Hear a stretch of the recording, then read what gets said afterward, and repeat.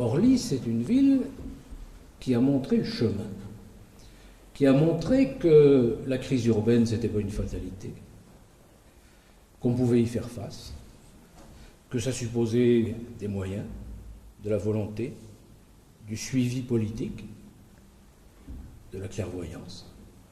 Et tout ça, ça existait ici, et tout ça, ça donne des résultats reconnus. Cela étant dit, il y a un point sur lequel je voudrais insister plus particulièrement, s'agissant de cette ville et s'agissant de l'action de son maire. Je l'écoutais tout à l'heure défendre avec enthousiasme et passion son projet pour la ville, son projet d'urbanisme, et en particulier ce projet actuellement en cours et en débat pour certains, qui est celui de l'hôtel de ville.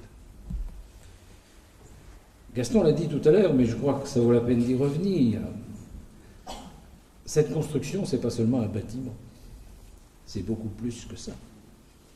Cette construction, c'est le point d'orgue d'un véritable projet urbain, et qui est le projet de transformer une banlieue en ville. Gaston l'a dit, mais je crois que ça vaut la peine d'y revenir.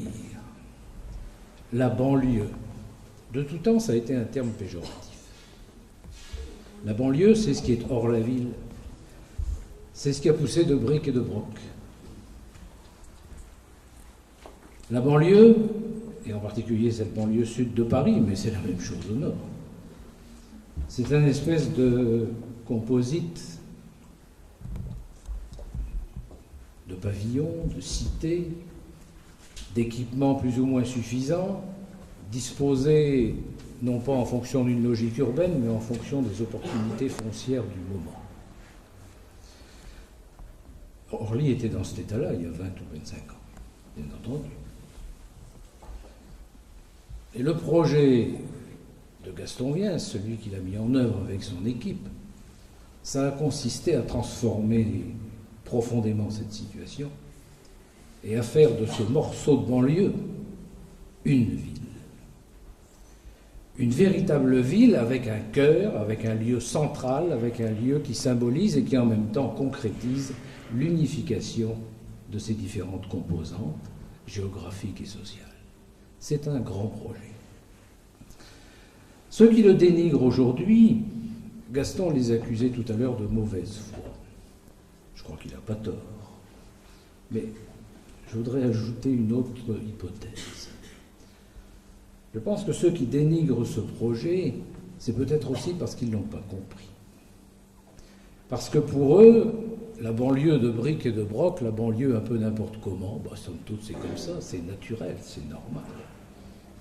Et qu'on veuille en faire une véritable ville, une cité à part entière, ça les dépasse peut-être un peu. Et c'est bien dommage.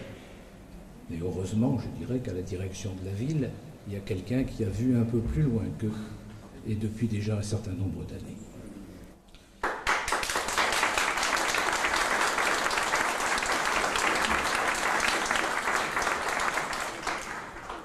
Cela étant dit, l'idée que je voudrais vous soumettre ce soir à propos d'Orly, c'est l'idée de la liaison nécessaire et qui me paraît être le fil directeur de cette gestion entre la cité, entre la construction de la ville d'une part et la citoyenneté d'autre part. Ça n'est pas par hasard si c'est la même racine, c'est le même mot. Pour qu'il y ait citoyenneté, il faut qu'il y ait une cité. Et si je regarde ce qui s'est passé dans cette cité d'Orly depuis 15 ans, 20 ans, sous la direction de son maire, il me semble que c'est le développement conjoint de la cité et de la citoyenneté. La construction de la ville et le développement de l'esprit citoyen. Et lorsque je parle d'esprit citoyen et de citoyenneté, il est clair que là je change de registre et que je passe au deuxième niveau, c'est-à-dire au plan politique, au plan national, au plan général. Vous me permettrez de quitter un peu Orly pour aborder des problèmes d'un autre niveau. Nous venons de vivre le premier tour des élections municipales immédiatement après l'élection présidentielle. Le fait marquant qui ressort de tout cela, le fait le plus important, c'est la poussée et désormais l'implantation du Front National. Ce Front National, il est en position d'emporter de véritables victoires, aussi bien au nord qu'au sud de la France. Et que ce soit à Nice, à Toulon ou à Roubaix-Tourcoing, il le fait sur des terrains différents, sur des bases politiques et sociales différentes, mais avec toujours un dénominateur commun, le racisme. Et que ce soit du racisme niçois ou du racisme tourquenois, fondamentalement, c'est la même chose. Je pense que le problème concerne aussi très directement la région parisienne.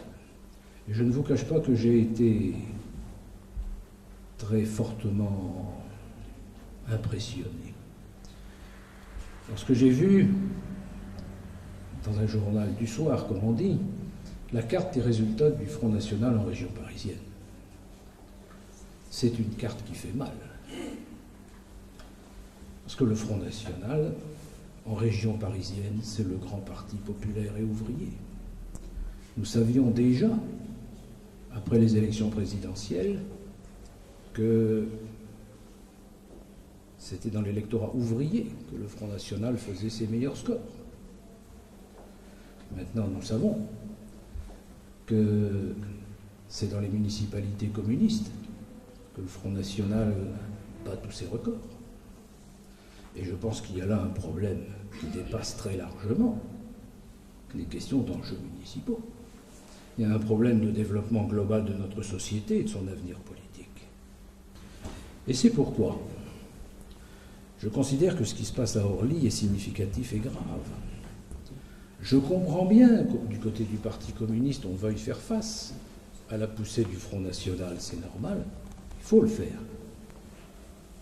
Mais ceux qui s'imaginent faire face à la poussée du Front National en se situant sur son terrain, en utilisant son argumentaire, ceux-là non seulement font fausse route, mais cela apporte en définitive de l'eau au moulin de Le Pen.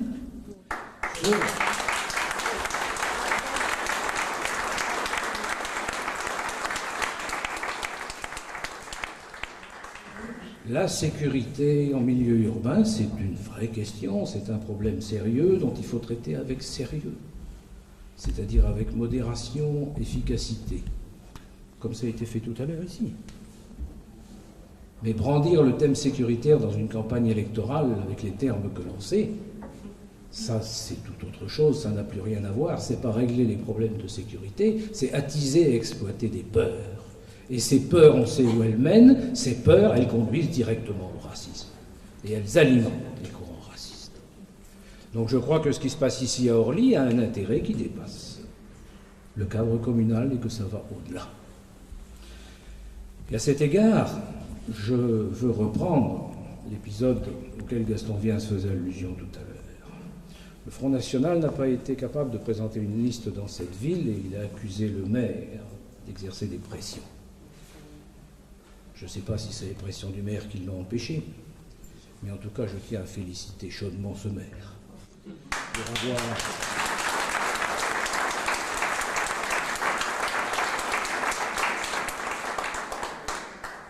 pour avoir créé dans cette ville une ambiance telle que les tenants du racisme n'osent pas se montrer publiquement. Parce qu'une chose est de voter Le Pen dans le secret des isoloirs, autre chose est de se présenter publiquement sur une liste tenante du racisme.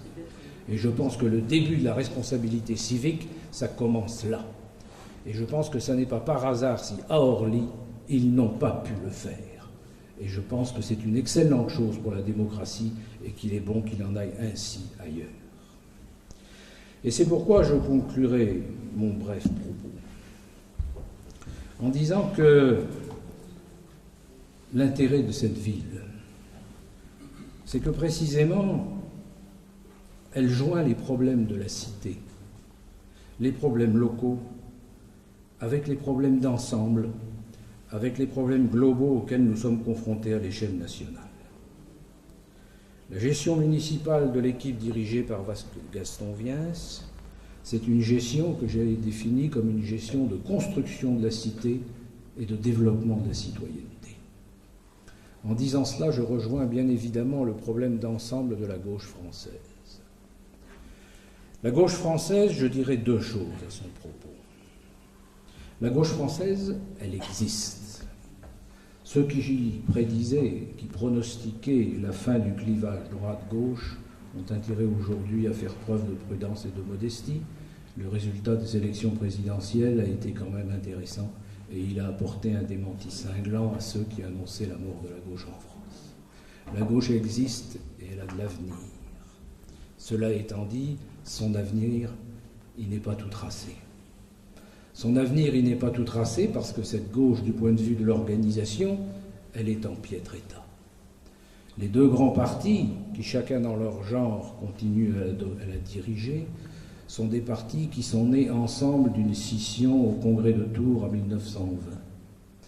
Depuis 1920, ils se partagent le terrain sur des bases perverses qui les ont conduits aujourd'hui l'un et l'autre dans une impasse historique.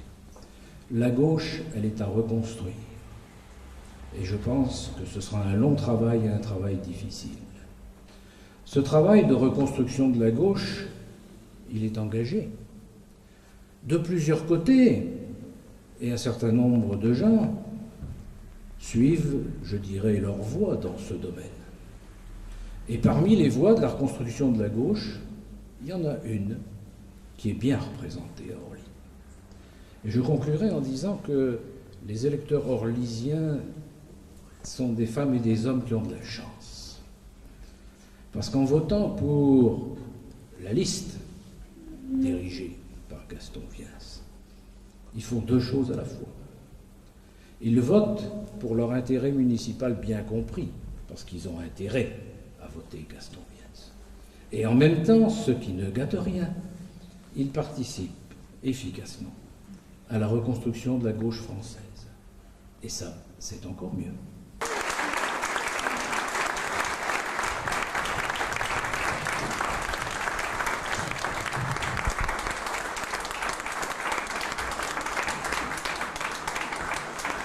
Je remercie Félix pour son apport une nouvelle fois à ce débat.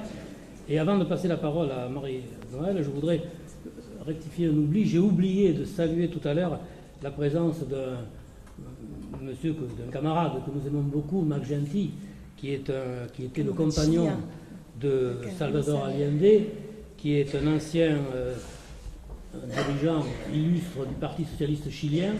Comme vous le savez, les Orlysiens, il habite notre commune et nous sommes toujours très honorés et très heureux de l'avoir parmi nous. Donc je salue Mac Gentil. Je vous remercie.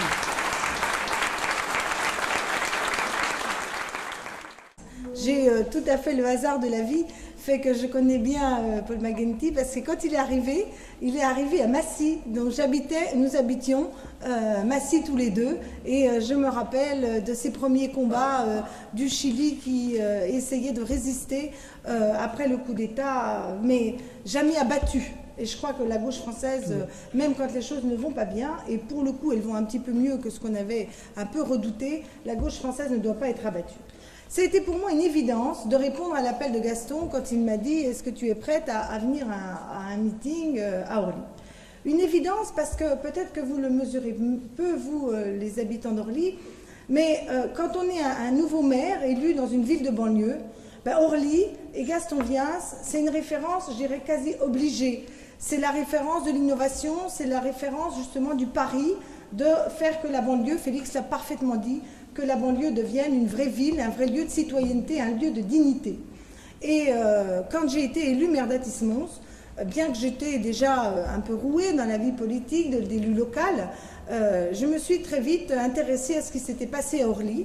D'ailleurs, le hasard de la vie a fait que nos développements sociaux des quartiers, puisque c'est le terme qu'on emploie, se sont un peu jumelés, car l'équipe qui travaillait sur le quartier du Noyer-Renard à Athis-Mons trouvait que c'était à Orly qu'il allait trouver des sources d'inspiration, d'échanges les plus riches. C'était déjà une raison. Mais je dirais qu'il y en a beaucoup d'autres. À vrai dire, je devais quelque chose à Gaston Viens. Vous savez que François Mitterrand est venu dans ma commune il y a peu de temps, c'était son dernier voyage officiel. Et François Mitterrand avait promis à Gaston Viens de venir à Orly. Et quand François Mitterrand est venu, il m'a dit « ça va être plus dur à Athis qu'à Orly, parce qu'effectivement la gauche y est moins implantée. » Et par ailleurs, il voulait, dans son emploi du temps, arriver à harmoniser, disons, de faire d'une pierre deux coups entre Athis-Mons et Orly. Et son état de santé ne lui permettait pas de faire dans la même journée 2 voyages un petit peu importants. Il a donc contacté Gaston Viens, et les conseillers de François Mitterrand ont contacté Gaston Viens pour lui dire qu'il était vraiment désolé, d'ailleurs qu'ils auraient l'occasion de se voir après les élections. Et Gaston est venu à Athis-Mons et je peux témoigner du temps important que le président lui a consacré en s'excusant auprès de lui de ne pas être venu ici. Car François Mitterrand voulait venir honorer le travail fait à Orly. Je crois que c'est important de vous le dire, car je peux en être le témoin tout à fait fidèle et objectif.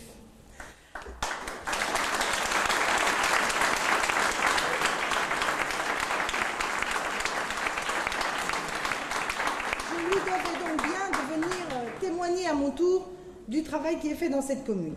Félix Zamet a parfaitement dit à quel point il y a un enjeu fantastique et fondamental pour nos sociétés contemporaines, et je dirais plus particulièrement pour la gauche, de faire vivre dans ces banlieues qui sont perçus parfois comme des lieux de relégation, qu'on caricature beaucoup, car nous qui vivons dans ces sites, quand on se voit à la télévision, on se dit « non mais attendez, on rêve ». Certes, il y a des endroits particulièrement difficiles, mais quand même la banlieue, c'est aussi un lieu où il fait bon vivre, où il y a des tas d'associations qui sont actifs, où il y a des tas de gens qui se prennent en main, où on prend son cadre de vie pour l'améliorer, et où parfois on a d'heureux moments et de lieux parfaitement beaux à montrer aux autres. Je crois qu'on nous caricature, mais c'est vrai quand même que si nous laissons dériver la banlieue, notre société va éclater de manière tout à fait majeure. Moi, je redoute terriblement ce que nous percevons les uns et les autres, c'est-à-dire cette précarité galopante, ce chômage qui devient massif. Bref, pour vous dire vrai, je redoute les effets du libéralisme débridé, qui, dans le domaine de la ville, a aussi des conséquences tout à fait terribles. Des conséquences de ségrégation sociale, des conséquences de tuer le lien social, les relations entre les hommes et les femmes, de repli des uns et des autres, de peur de l'autre. Bref, je crois qu'il y a une véritable résistance à avoir à ce libéralisme débridé. Et cette résistance, elle doit avoir lieu à tous les niveaux. Elle doit bien sûr avoir lieu en termes de grands choix politiques pour la gauche de ce pays, mais elle doit aussi avoir lieu sur le terrain. Car comment allons-nous réagir si nous allons vers une américanisation générale de la société française? Et autant on ne peut pas être maître de toutes les décisions, bien que parfois en votant on l'est, mais autant si nous ne sommes pas capables dans les villes françaises de faire vivre le pari républicain, si nous laissons dériver les villes françaises comme les villes américaines, c'est-à-dire avec ces centres-villes qui se dévitalisent de l'habitat, où on rejette sur la périphérie l'habitat pendant que le reste de la vie est à l'intérieur, où s'accroît l'énorme distance entre le travail et l'emploi. J'ai vu des banlieues américaines où les jeunes ne pouvaient même pas aller chercher du travail car ils étaient tellement loin du travail, il n'y avait même pas de transport en commun, et du coup, ils ne pouvaient même plus trouver du travail parce que c'était physiquement et matériellement impossible, sauf s'ils avaient une voiture. Si on fait vivre nos villes dans un système purement économique, où la spéculation financière fait qu'effectivement, on ne peut plus construire de logements sociaux dans les centres urbains, et nous allons vivre dans une société où effectivement, il y aura la peur à chaque carrefour, où l'homme sera un loup pour l'homme, comme hélas, on le voit dans trop d'endroits. Donc les municipalités sont un lieu fondamental, non seulement de résistance au libéralisme, mais de pari positif pour montrer qu'on peut faire vivre à la fois l'esprit de la République et en même temps une certaine idée de la gauche. Félix a raison, c'est un outil de reconstruction de la gauche. D'ailleurs, vous savez, dans l'histoire, je le dis d'autant plus que c'est plutôt une tradition socialiste. Mais quand la gauche a un problème de crise d'identité, est en réflexion sur elle-même, a besoin de se reconstruire, ça part les 3/4 du temps des municipalités. Dans notre histoire, ça s'est toujours fait comme ça, parce que c'est le premier lieu de citoyenneté. C'est aussi un lieu où on peut résister, agir, innover et porter des idées nouvelles. Vous savez, les premiers centres de loisirs, les premières cantines, tout ça, ça a été porteur d'une action publique sur le terrain social qui était quelque chose de considéré comme périphérique pendant des années et des années. La mutualisation, l'auto-organisation des citoyens, comme celle des travailleurs, ça s'est né de ce travail local.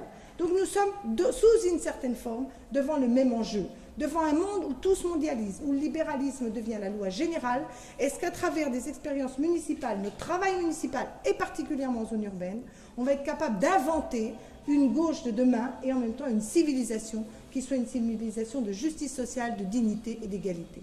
Donc les municipales sont de ce point de vue un enjeu majeur. Et quand j'ai lu rapidement, car je ne suis quand même pas la campagne d'Orly tous les jours, la critique qui est faite sur la construction de l'hôtel de ville, j'ai été étonnée de cette critique.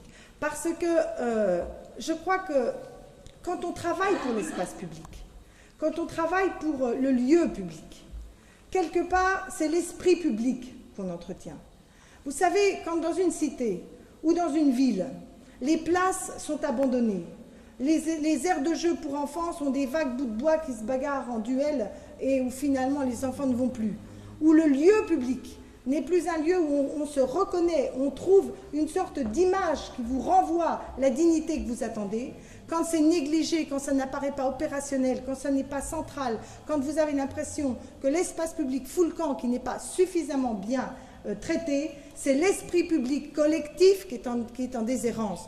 Et un hôtel de ville, une mairie, bien sûr, comme l'a dit très justement Gaston, si c'est la première chose qu'on fait, comme nos conseils généraux à Nessonne ont fait, un hôtel du département à peine ils ont été élus, bien sûr que ça fait carrément une vision erronée, le pouvoir qui s'installe et qui manifeste sa volonté.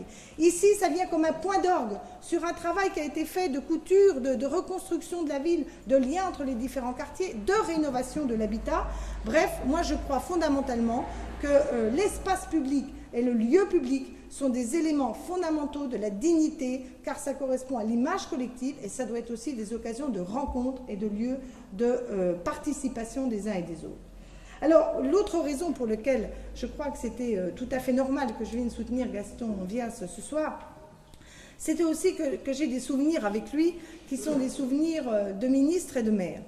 Mes souvenirs de ministre, c'est Gaston Vias me demandant rendez-vous au ministère du Logement pour me dire les rénovations des HLM, ça coûte trop cher, ça a effectivement des effets sur les loyers et c'est mal foutu parce que la plupart du temps, par le mécanisme de la réhabilitation, on fait rattraper de l'entretien courant alors qu'on aurait dû le faire régulièrement et du coup, ça a des répercussions sur les loyers.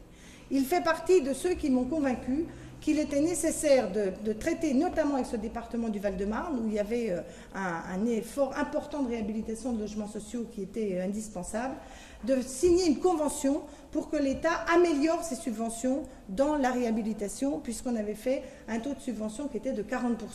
Ce qui d'ailleurs n'a pas empêché ici ou là l'augmentation des loyers. Oui. Mais cela dit, c'était quand même à sa demande, et je dirais quelques autres élus, qu'il y a une mobilisation pour dire l'État doit apporter des subventions renforcées pour éviter que ça pèse sur les locataires. Et on ne peut pas dire à un maire aujourd'hui qui s'est battu pour justement que l'État améliore ses subventions, on ne peut pas lui dire que c'est de sa faute si les loyers HLM sont considérés comme trop élevés, car il est vrai que parfois ils sont trop élevés.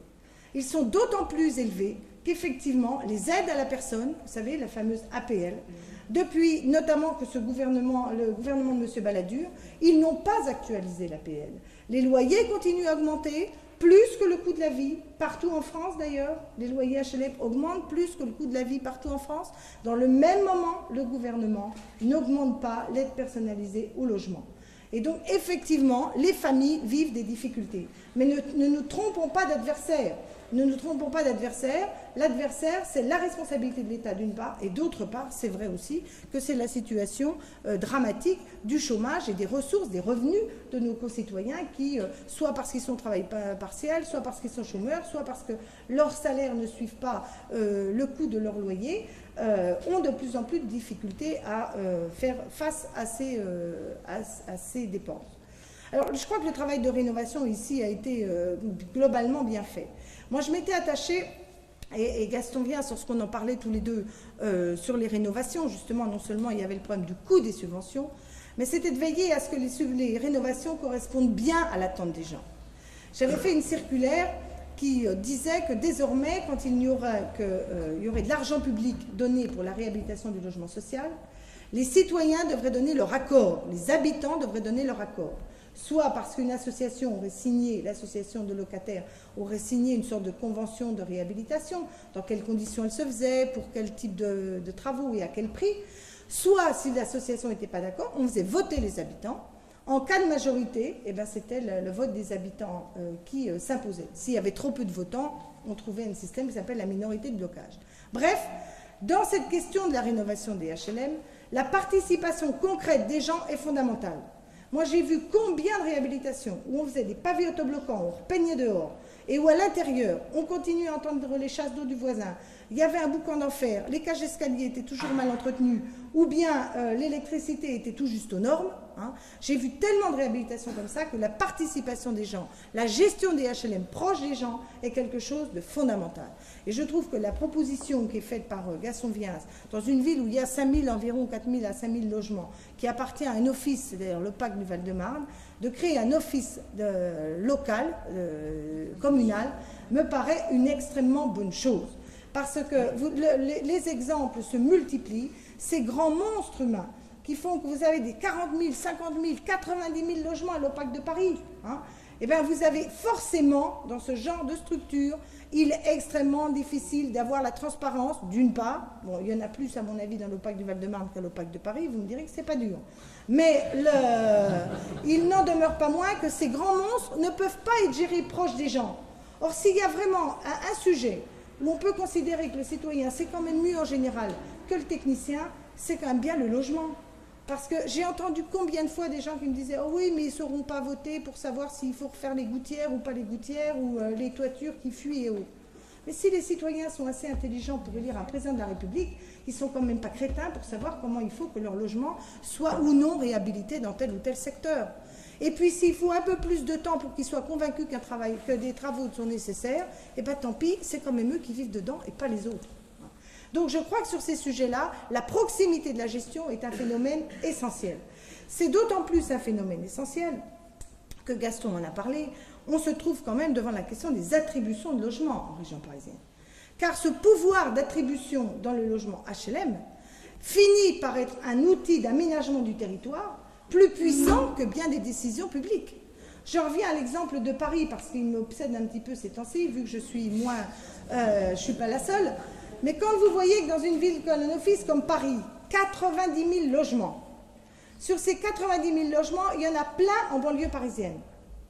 Et que la ville de Paris envoie tous les gens qui ont des gros problèmes sociaux dans ces villes de banlieue, en mettant dans des logements F3 des familles où il y a 7, 8 gamins, hein, et après, en s'en lavant les mains, parce qu'effectivement à Paris, eh ben, on a gardé, outre les amis de M. Tibéri et de M. Chirac, on a gardé les familles qui posaient globalement le moins de problèmes, et qu'on voit les maires de banlieue arriver, qui essaient à leur façon de faire vivre cette mixité sociale pour que justement chacun soit dans de bonnes conditions pour vivre, avec un respect mutuel qui soit assuré, et ce travail peut être complètement anéanti simplement par la décision de ces organismes HLM qui finissent par avoir plus de pouvoir que n'importe quelle structure élue. C'est vrai que ça ne peut pas durer.